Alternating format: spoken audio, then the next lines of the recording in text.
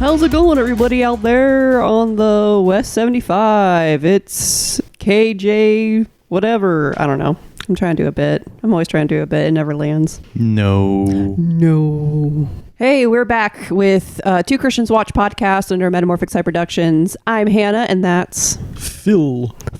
That's Guillermo. That's Will. And we are your hosts, where we are two Christians and we watch movies, and then we talk about those movies from a Christian perspective. I did that right out the gate because I didn't do that last time. I was editing. I was like, oh, I never introduced us, never said who I was. So if you... Somebody's listening to us, they're like, is this the Bruce Springsteen Obama podcast? I know. Obviously, I could see how people could make that mistake. Like, so yeah, our last one was a part 2. So maybe I was just like, if you're there, you've seen part 1 where I've introduced us. But so that's our shtick here. We talk about movies from a Christian perspective. Bro, Hannah, we're starting a brand new series, aren't we? Yep. Did you just call me Bro Hannah? Brohana. Bro Hannah. So every year we do like a season and we do a theme. Either we do a theme or we do like a franchise, like a series of movies. It just helps us pick movies and like keep going and not just be like, oh, what do we watch? But we decided this year we're going to do movies we believe every Christian should see. So these are not films that we're going to be like, man, they're whack. This is going to be films like we're like, man, these are great. You should know about these films. You should watch them. You should enjoy them. They'll enrich your faith if you watch them. But Hannah X-nayed all the X-Men movies. She's like, that's just not probably what we're going for this time. I mean, we could do a bonus episode about X-Men 97. Maybe. We really, really like X-Men 97. It's pretty good. And that's coming from someone who's an X-Men novice. Will is much more X-Men than I am. So what movie we're talking about today, Hannah? I'm going to have you introduce it because you actually chose it. And give us a little bit of like how this movie came to be. You know more about that than I do. So I did a little homework, and I also know about the person. So we watched a movie called Sergeant York.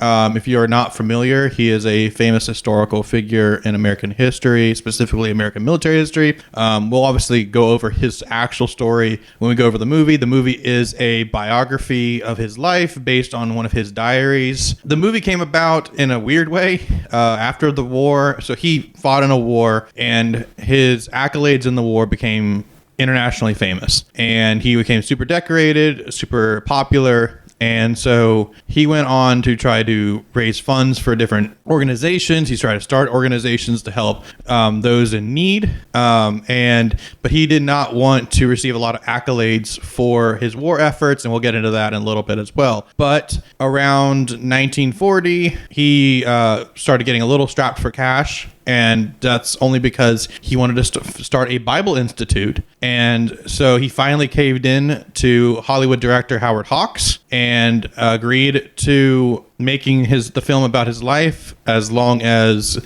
Gary Cooper played him in the film. And so he sold the rights to his diary to have the film made. And then he began a press tour for the movie once it was created. The funds did get to go to his Bible Institute. He had it around for a couple years. And the movie kind of went down in history as one of the more famous military biographies / military stories in cinema. The film is somewhat seen as a bit of propaganda because it was used right as we were about to enter World War II, and FDR, the president at the time, he was touting it as great and powerful and amazing, and the American people loved it, and it did really well. And it was used to spur on a fervor for getting into the war when World War II began for us. And so with that being said, we watched Sergeant York as the first movie in this little series.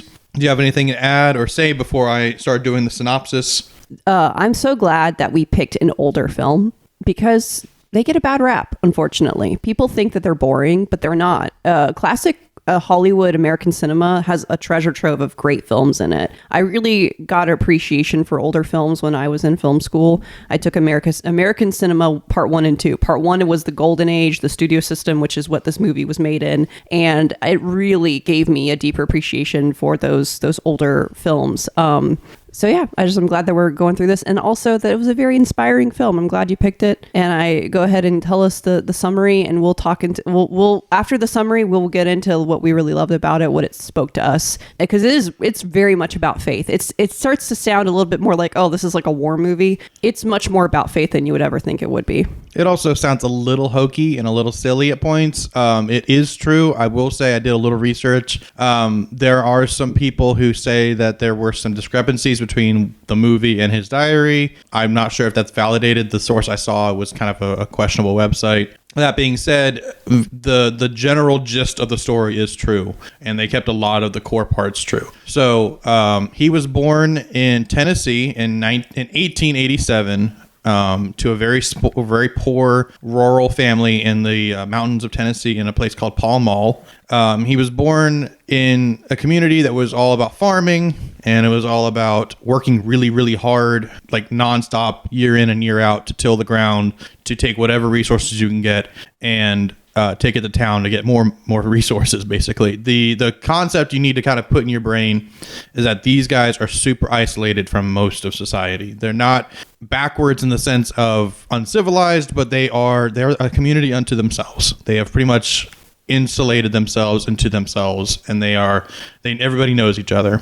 So Alvin spends most of his life in this small community where he lives with his family, his mother, his sister, brother. He works, since he's the oldest son, he's the one who's going to be working in the fields. And as he gets older, he also starts getting into a life of, I don't want to say villainy, but he becomes a bit rebellious. He starts fights. He gets drunk. He's a little bit of a redneck. A little bit of a redneck boy. In our modern interpretation of redneck, yes, he's a bit of a redneck.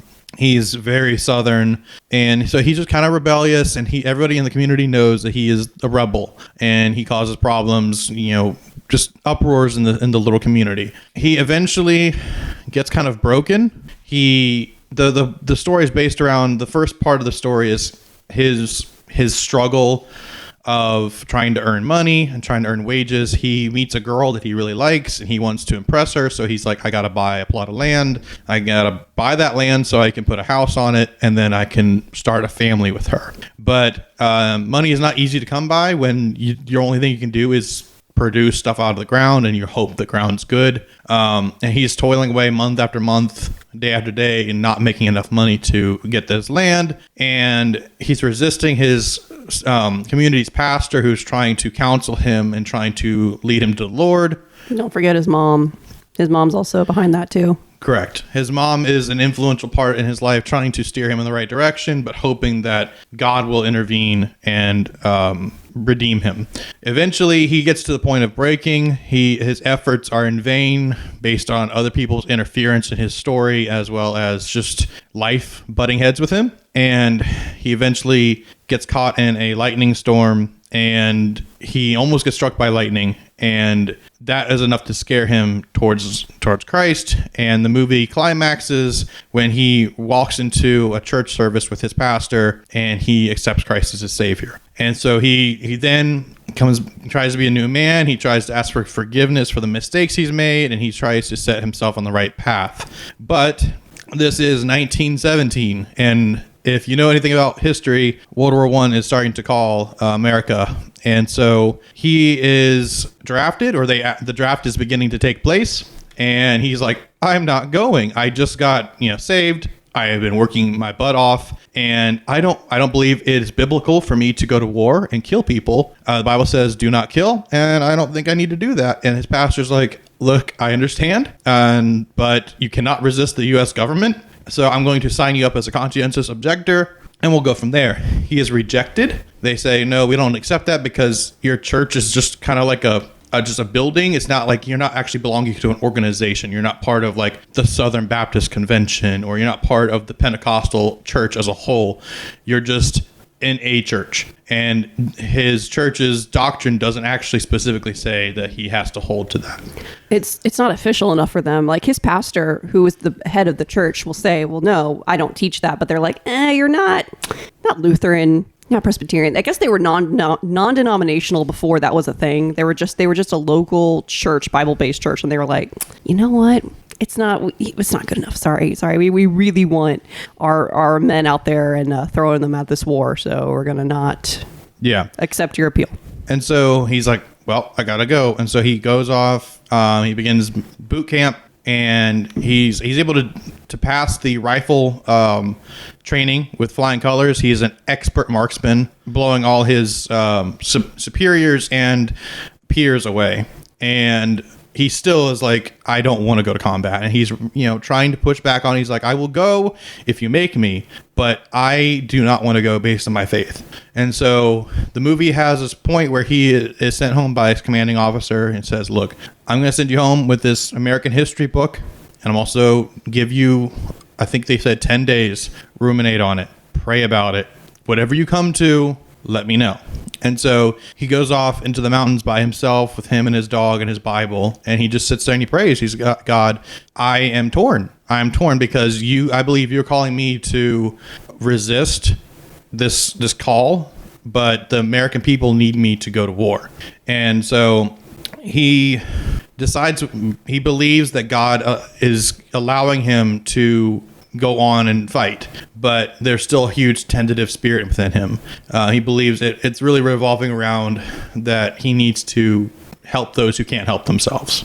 And so he goes to war. He's with his regiment, the 82nd Division. He is doing the normal stuff he would do in the trenches, and then they have a moment where they need to take a hill from a machine gun nest, and most of his platoon is wiped out. He has a moment where one of his buddies gets killed, and in him snaps that tentativeness. It's gone, and any prohibition, any limitations are gone, and he becomes the most driven, technically sound sharpshooter on the planet. He's able to take out the machine gun nest, and he's also able to get the Germans that are on the hill to surrender. He rallies the surrendered hostages, takes them to his men, who are about 8 left, and they are marching the hostages, the prisoners of war, back to their camp. They get lost, and they run into 2 more groups of surrendering German soldiers. And one of the videos I watched said that for a moment, one of the German officers thought about speaking in German to his troops and having them overthrow their captors, but the cold, dead look in York's eyes scared him straight.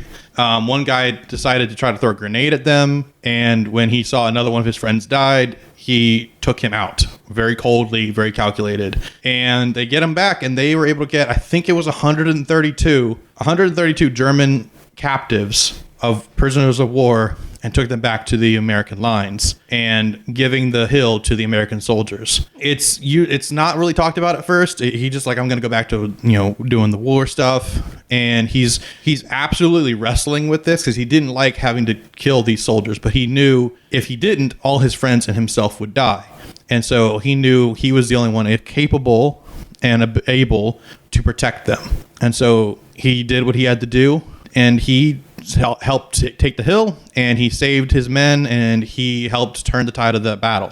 The story began getting passed around to the different camps and the different soldiers, and eventually other divisions, other branches of military heard about it, and he began receiving awards. He received the Medal of Honor, he received a French award, he received a couple other forms of valor, and then he was able to come home after the war was over.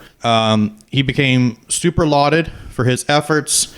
People praised him. He was in parades, he was giving speeches, but he always hated what he had to do. He regretted it. It kept him up at night. It gave him nightmares. And he said he didn't want to get praised for having to fight in the war. He said it was a necessity. And he even tried to enlist again when World War II came around. And they said, you're like in your 50s, bud. We don't want that. But he's like, I'm willing to go back because I know I can do it. And I know you guys need my help. But he wanted to contextualize this by saying it's not something that he believes is like the best thing, but he's like, God put me in a position to protect those who couldn't protect themselves, and so it would be a sin against God if I didn't stand up for them and protect them and risk my life for them. And so eventually he wrote some diaries, he wrote some stories about what happened, and then, like I said, he was trying to start a Bible college and he didn't have the money, and so he sold the rights to the movie to Howard Hawks to make the movie. And so he ends up making the movie, and he used that money to make a Bible college, which is really, really cool. Is that Bible college still around? No, not that I know of. So you've told me before that he even helped in between the time of World War I and World War II with the Great Depression. Yeah, so in case you just don't know, the Great Depression was a time of immense poverty and tragedy in America, where people were losing their jobs, people couldn't afford food, people couldn't afford to live, many people were just like destitute. And at the end of the movie, it's just kind of fun to know that his community bought him and helped make a house for him and a farm for him and his new wife. But in reality, he ends up having to sell that farm to support people who couldn't afford to live. And so he sells the farm and uses the proceeds to help get transportation for people who didn't have transportation. And he also helped join things like the Civilian Conservation Corps and other FDR created environmental plans to help create jobs for people who didn't have jobs during the 1920s and 30s, well, the 30s. So even after the war, even after all his accolades, he still is trying to help people and trying to give back. What kind of threw me for a loop is that he tried to enlist in World War II, and they didn't want to have him as like a commanding officer or. So what they ended up doing, because he was older, I mean, I think he said he was 56 by the time that came around, and that I think he was losing his eyesight or something, and so they had him stay on the home front and do tours to different army bases and encourage them and give speeches and talk to them. So kind of like the USO. Okay. So thank you for that summary and for the history lesson a little bit about Alvin York. And I think we'll get a little bit more into his claim to fame, which was in the Argonne. Was that where that was? Yes, the Argonne offensives. And there's also another famous story that happened very close to where this happened with Alvin York, I think a couple days apart of the Lost Battalion, which was, we didn't know that. We knew of both stories. We didn't know they happened so close to one another and like around the same time. But we'll get a little bit more into that. But yeah, like, so I guess how we want to proceed. Well, I'll just go ahead and kind of preemptively start. So what we did when we were starting this series is we both made a list of 7 movies. Can't remember. I think it was 7 or 8 movies that we made a list of movies that we felt Christians need to see and know about. And so this was the first movie, and it was my choice to do this movie. Personally, partially because he's just a heroic figure. If you start just look into his story, what exactly he did in the battle, mind-numbing. It's completely, almost to the point of unbelievable. You have to argue it's a miracle. Yeah. Super inspiring, super encouraging, very heroic modern-day story. But the other reason is he is kind of like a modern Christian hero. I mean, he wrestled with his faith. He fought and he was wrestling with what he needed to do, but he chose to do his best to honor God in the situation he was in. And he was prayerful, he was in devotion, and he was determined to honor God. And so he took God with him into the battle. He took God with him into the war, and he tried to honor God even after when he became famous. It's hard to argue with that as something you don't want to look up to and, not idolize. That's obviously not correct, but admire for his bravery, his courage, but his also determination to stick with his faith and to carry that with him throughout his whole life, even in the face of people who are willing to tell him, your faith is going to cost you and potentially your fellow soldiers your life if you don't do X, Y, and Z. And he was able to keep his faith and do what he needed to do. Yeah, I think that the biggest thing that really got me with this movie was how they really depicted, and you can tell that they used a real Christian story for this because it depicted something that is so real, which is how do you trust God when it feels impossible to do so? How do you be like, okay, I have to be in this situation. It feels like everything's against me. It feels like I can't win and I'm being forced in a situation. How do I still glorify God? But also how do I trust that he is in control of the situation? He has that whole but like afterwards where the commanding officer or whoever it was gives him the history book. That part came off as like the propaganda of like, oh, we're a great nation and we need to fight for our nation. But he takes it, he reads it, and he at the same time reads the Bible, and he's praying through this, and he gets to the part of render to Caesar's what is Caesar's, which is, I think, is an appropriate use of that scripture in this situation where he's like, I'm a citizen of this nation. I am called upon to serve. I'm going to give what this nation is calling upon me. I'm going to give what is theirs. And I'm going to try my very best to glorify God in the midst of that. And he gets to the conclusion when he's in the front lines and that happens, where his friend not passes away, he's murdered in war, or not murdered, he dies, he's killed in war. He's like, I have to, in this situation, I have to kill in order to save more people. And he saves technically 132 German soldiers. He ends up killing these. So his main thing was that he ended up shooting and taking down a like an automatic gun. It was a machine gun nest on a hill that was pretty much. And they were firing into their own people. They were firing at Americans, but also there was German soldiers in there too that were getting hit. And that's how his friend died. Or was it that, or did he get hit by a grenade?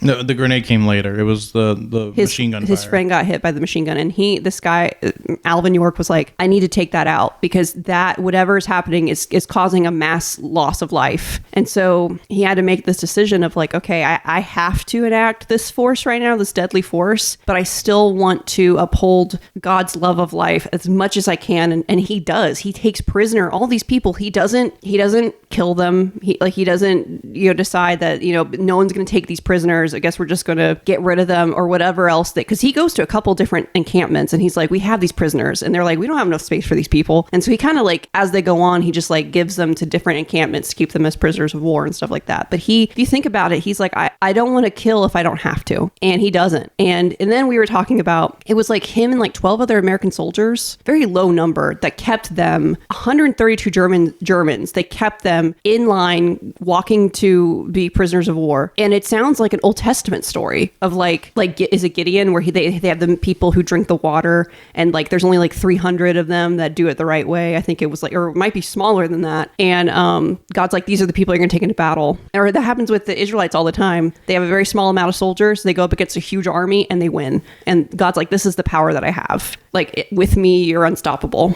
And it was just crazy to see how realistic that really is. It's not like one of those Christian movies where it's like you prayed and everything works out. There was a little bit of that in there, but it's not in the way that the movies that I'm talking about does it. Like in the beginning of the film, before he goes to war, he gets saved and he decides he's going to do right by everybody he did wrong by. Even if they did wrong to him, there are some people who legitimately did wrong by him, and he's mad at that. And he lays his pride aside and he's like, I'm going to act the way I think God wants me to act. And it ends up really helping him. Like, it ends up mending relationships, but also God blesses him through that. Like, he rewards that because people start helping him and start making life a little bit easier because they see the change in him. That, I'm not saying that's guaranteed to happen if you become saved, but it is. I think that is a reality though of our faith, is that when we trust how God wants us to treat people and love people and do things, that he does reward that, he does bless that, but also it does create a better environment for our lives, and we see the positive change along with that too. So I don't want to give the impression that this film is like one of those movies. It's like, if you become a Christian, everything's gonna be perfect for you. It has great blessings in it for Alvin York, but he goes through great trials, which is very true of the Christian life. And he really struggles with but the thing he's so concerned with is, how do I glorify God? How do I love and follow the God that I've given my life to, when everything is telling me to do the exact opposite of that, which is so important. It's a really great conflict for a film. It's a character piece, but also it's a real thing to digest and think about, and it's not fluffy or frivolous or made up. And that really was inspiring to me, like watching the movie and hearing him talk about it, go through that really rough time of praying and reading scripture and like, how do I settle this in my heart? How do I act? Because it is terrifying to have to act and being like, how do I do this right? And it felt very comforting also to see a person struggle with that very real thing and show that trusting God, how God honors that and helps us and doesn't go back on his promise to always be there with us. I think he talks about that, where he's like, God promises me he'll be with me through this whole thing. So that was the most inspiring and impressive thing to me. And then the second thing I'll mention, I'll throw it back to you. I was really touched by how he wanted to honor his mother in this movie. He she really made the point, because I always think of it like this is Alvin York kind of telling the filmmaker, like, you probably should add this, this, and this in here. This is probably very important. One of them is making the figure of his mother someone who just cares so much about her son. And even though he's in the beginning doing everything wrong and causing her a lot of embarrassment and like doing, she never really talks poorly about him behind his back ever. And she prays for him and she encourages him. And you can just tell how much love and honor he had for her and how he saw her as a very powerful, influential figure in his life. And I was really touching to me to see that portrayed and to see that Alvin York was like, God used my mother mightily in my life. And I thought that was very wonderful. So those are my 2 big points, and I'll let you talk about what was inspiring to you in the movie. I think we talked about this before we did the podcast. Practical faith application. And you just hinted about it a little bit. You touched on it. But there are so many times, whether it be in Christian media or Christian daily life, where you're just kind of given platitudes. You're given very nice, colloquial, hey, you can do it. Just faith really hard, or pray and read your Bible until either you get the answer or you're just not doing it hard enough, or, it's just like, well, that's tough, buddy. And you just kind of have to just go with it. And there's very rarely, and it's either you're not doing it well enough. Here are the people who are doing well enough. You should be better, and you're obviously not doing it well, or you're not looking at things the right way, or whatever. But it's usually like very impractical, practical application that comes from modern Christendom, where it's just headbutt into the wall until something changes. And this movie shows practical application of your faith, where he's choosing to grow in his faith, choosing to be in the scriptures, honor God. And he comes into an extremely hard decision where he has a choice between caving in to demands and the pressure or leaning in. And that moment where he's sitting on the mountainside reading the Bible, and you hear the voices of those who are challenging him, and he's also hearing the voices of those who are encouraging him, and he's reading the scriptures. That is the best interpretation of a Christian's internal struggle, because he has to come to the decision. He does not have a choice. He can't just choose not to because it's too hard. There's a scripture that says, to him that knows to do good and does it not, it's sin. And wrestling with what is the ultimate good in this situation, even when technically you're asked to do something really hard. And I commend him for that, because I couldn't imagine being in that position.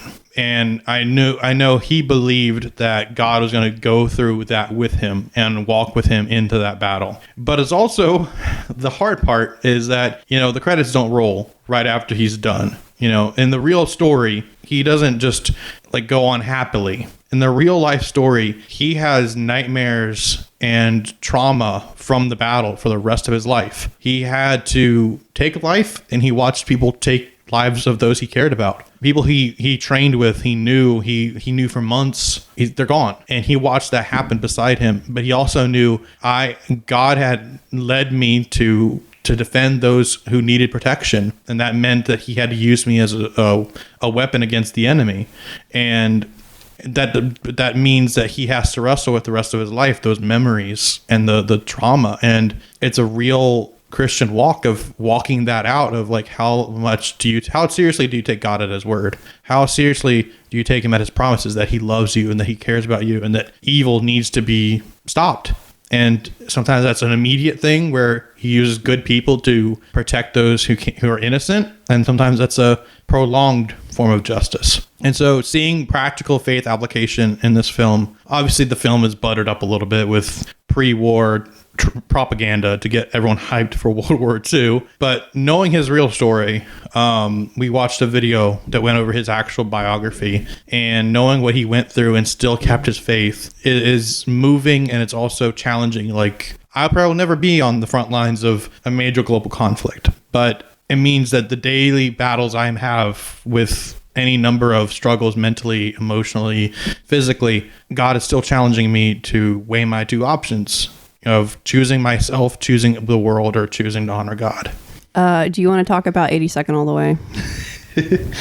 So I do not want to keep making plugs of different things every time we make a podcast, but I listen to a band called Sabaton, and they make songs about historical figures, historical moments, and they are historians on the side, and so they actually do deep historical research. They have employed actual historian to basically kind of either fact check them or to support their claims. And then they not only make a song telling that person or that event story, but then they also have a separate channel where they meet with the historian and he talks about the event. And so they have a song called 82nd All the Way, and it is about Alvin York and his time in the 82nd Division and what he does, and talking about how it even mentions how he takes his faith into battle, and his faith was put to the test, and he still goes to war, and he takes that faith with him.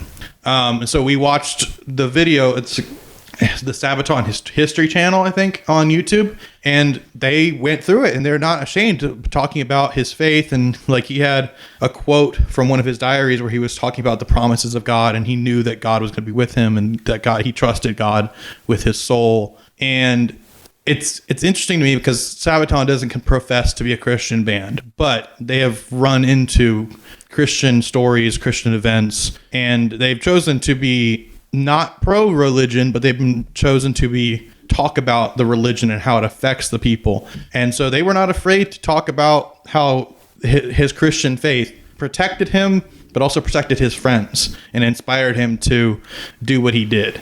So if you listen to that song, 82nd All the Way by Sabaton, it tells a story of Alvin York. And I believe, didn't his grandson or a family member? I'm getting that confused with a different person. You're getting that confused with Audie Murphy and To Hell and Back, which is another historical figure they did. I'm not going to get into that story. That story is tragic too. Could we get into the Lost Battalion a little bit? Just because it did happen very close to what... So Alvin York, actually, no one really knew about him when he came back from war right away, because the Lost Battalion happened like right around the time this did. Though it does show in the movie that like the soldiers knew about Alvin York, and they were like hyping him up on the game of telephone with the rumors and everything, and being like, he captured the entire German army or whatever. He captured the Kaiser. Yeah. So like that's kind of how he was found out later, is that the soldiers had these stories about him. But right at the time that this was happening, this other huge story right down the road on the Argonne of the Lost Battalion. So if you could go ahead and give us a little lesson about that. So the Argonne offensive, the biggest offensive that the U.S. was involved in World War I, was a nightmare. It was very thick, dense woods on the French-German border. You could easily get lost in. It became a maze. It became basically a nightmare to fight in, to not only fight in, but like also survive. But they had to take it because it was on the border of the two countries. And one of the most famous stories from World War I is called the Lost Battalion. And the reason why it's famous is partially because the American public at home was completely disconnected from the war. This is 1910s. This is before TV, before anything like that. And were there any journalists over there? Yeah, so there were journalists, but the journalists were like grabbing at any story they could, because the people in America needed a reason to believe that we needed to be over there. And they needed some kind of like inspiring yeehaw kind of story. And so the story broke of this battalion that got lost in the Argonne, and they were surrounded by enemy soldiers. And the story got back to America, and everyone's like, find the Lost Battalion. And it was like this kind of hype train of trying to find them. And so every week they were getting update reports of like, here's what's going on. Here's what we've tried to do. They tried to drop supplies. The supplies ended up on the enemy side. The enemy tried to get them to surrender. They're like, we'd rather die than surrender. And so all this is happening. And then finally the Americans break through and they liberate the Lost Battalion, and they bring them back. So everything's like, yay, chatter, chatter, chatter. A couple days later, Alvin York storms this hillside by himself into a German military position and takes them. Yeah, and this was like, they were 20 miles apart from each other? It was 10 to 20 miles. It was like very really close. But everyone's like, look, we found these boys over here. And he's like, I'm going to go and run up this hill with just my gun and take on this whole, military nest. So Sabaton also has a song about Lost Battalion. Is it called the Lost Battalion? Yes, okay, so 82nd All the Way and the Lost Battalion. If you listen to those songs, you know the backstory now of those two songs, and like a little bit of American World War I history. So I guess what I wanted to talk about, because we have a little bit longer to go, if you have something in the back of your mind, make sure you say it. But I talked about loving watching and talking about older movies. because it's important for film history and film appreciation to watch and appreciate those films. So I'm really glad that so right now, at the time of the recording, we watched it for free on Tubi. I don't know how long it's going to be on Tubi. But HBO Max has a bunch of old films. I don't know, after it goes off Tubi, it might go on there. I'm not sure. But right now, if you're listening, it's probably on Tubi. You can watch it for free. So it has Gary Cooper in it. I don't know if I've ever seen Gary Cooper in another movie, actually. He's a very famous actor. I know. I'm trying to remember if I've seen him. I've seen another Gary Cooper film. He's done a lot of Westerns. Oh, okay. So Howard Hawks, I wanted to look up the director real quick because I think I've seen other Howard Hawks films. Yeah, he's a very famous war historian. Howard Hawks films. El Dorado, Red Line, Rio Bravo. He made a lot of Westerns. Yes, he did do Gentlemen Prefer Blondes. Okay. I love Gentlemen Prefer Blondes. It's one of those girl classic movies. It has Marilyn Monroe on it, and it has her famous diamonds are a girl's best friend. That's that movie. He did that one, and I love that movie. And I was like, is this the same Howard Hawks? And it is. I think that was like maybe 10 years later when he made that movie, because that movie's in Technicolor. This one's black and white, and this was right before World War II. Yes. So it started was in 1940, and I think it came out in 41. Mm-hmm. Yeah, so just old classic American movies. I just want to encourage you to watch them. Sometimes you get on a rabbit hole. Like sometimes I wanted to like pick an actor or an actress from that time and just watch like as much movies with them in it, especially in the studio system, because actors pretty much were typecasted most of the time. And then as time went on, they would cast against type. What's the Western with Mr. Smith Goes to Washington guy? It's a Wonderful Life. Jimmy Stewart. So not The Man Who Shot Liberty Valance, because he's very much Jimmy Stewart in that movie. It's another one he did where he's like the Western hero. We watched it. It's like called Red Rifle or Winchester. Yes, that's a movie where he specifically wanted to be casted against his type. But it's just like crazy with the studio system how we made movies back then and how actors were so influential in how those movies were marketed and made. And so Alvin York specifically picked Gary Cooper. He wanted Gary Cooper to be him. Have you seen any other movies with Gary Cooper in them? I have. They're not coming to me. I think maybe High Noon. It sounds right. I will look up Gary Cooper movies. The reason why I'm going on this is because actors were very influential in just how movies were made and marketed. People would go to watch movies because that actor was in them. So I wanted to see why Alvin York wanted him specifically. He's in High Noon, Pride of the Yankees, Love in the Afternoon, Man of the West, The Hanging Tree, The Westerner. I feel like The Western's super famous. The Westerner, Meet John Doe, For Whom the Bell Tolls. I've heard of that movie. Yeah, I was just curious about that. I need to do some research, but Gary Cooper being handpicked, I think, is so interesting. I want to watch more movies with him. And then Howard Hawks. I'm not sure how Howard Hawks became the director of the film. It might have just been like the studio was like, oh, this is a war film. That's another thing. They would be like, you said Howard Hawks did a lot of Westerns or a lot of war films? I believe and you can correct me if I'm wrong later. I think he filmed war, not propaganda, but like he filmed war. He did war footage and put it together for informational purposes. Yeah. So that's kind of how they would select those things. And so they're like, Howard Hawks, you're going to be on this project. We got to get Gary Cooper in here. So I want to do a little bit more research. Maybe I'll mention that next episode in a little tidbit of like how that came to be with the making of the film and like why maybe it was just Alvin was a huge fan of Gary Cooper, but like I wanted to see like films he was in before he was in this one that Alvin probably would have seen him in. And then number 2 about the movie that's not connected to the faith part. There are not enough movies about World War I. There are not a lot of them. I don't know. I know that World War I led to this great disillusionment because it was the first war with like modern warfare and modern weapons. It had trench warfare also, which was very devastating for people. And so American cinema was just like a little baby when after World War I happened. And people really didn't make movies about it or talk about it because it led to, it kind of directly led to the Roaring 20s where everyone was like, let's just drink our cares away because it was horrible. And that gave rise to the prominence of gangster films. And so there was like this whole thing of like, oh, movies are corrupting the youth. They're helping corrupt the youth because they're talking about gangsters and drinking. And then Prohibition. We went to a Prohibition museum not too long ago and learning all about that. And then we had the Hays Code come in, which was basically some Catholic people were like, hey, we need to make films moral.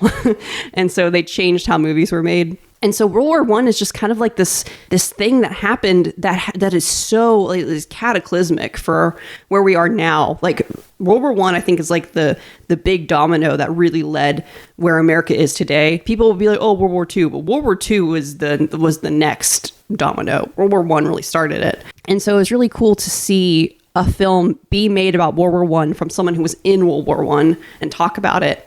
Just because it wasn't covered. When World War II happened and we won, everyone was like, yeah, we won. And like so many World War II movies are made. And to be fair, this film had come so far by that time where we were cranking out movies left and right, and we had everything established at that point. But also like World War II was a high point because we were going against Nazis, like the most worst villains, and America looked great for doing that. But World War I, no one really came out as any victor. It was like people were like, okay, we lost a lot of life. The economy is horrible in Europe. I guess in America it was okay for a little bit and then it plummeted. Yeah, I appreciate that we watched an older film and a film about World War I. Yeah, so those are my thoughts.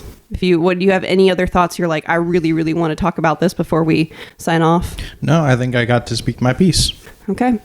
So listen to the Sabaton song and do some research about Sergeant York and watch some old movies, find some good ones. I love Gentlemen Prefer Blondes. That's another Howard Hawks movie. But yeah, Sergeant York right now is streaming on Tubi for free. And that would be it. This is kind of a little lighter episode, but you know what? That's okay. It was so inspirational, this film, and I would definitely want to watch it again. If I could find it on DVD, I'd probably buy it. Well, that's it for us. It was a short one, but a good one. And we encourage you to go watch Sergeant York and to learn about this great man who supposedly, lived a great Christian life even after all this happened. And even after he was famous, he was still like, nah, I'm going to be chasing after the Lord, which was so inspirational. You know what? After all this hype, I'm going to challenge anyone who's listening to this. Go out, watch the movie. It's free on Tubi, or I'm pretty sure it's almost 100 years old. You can probably find it for free somewhere. And tell us what you think.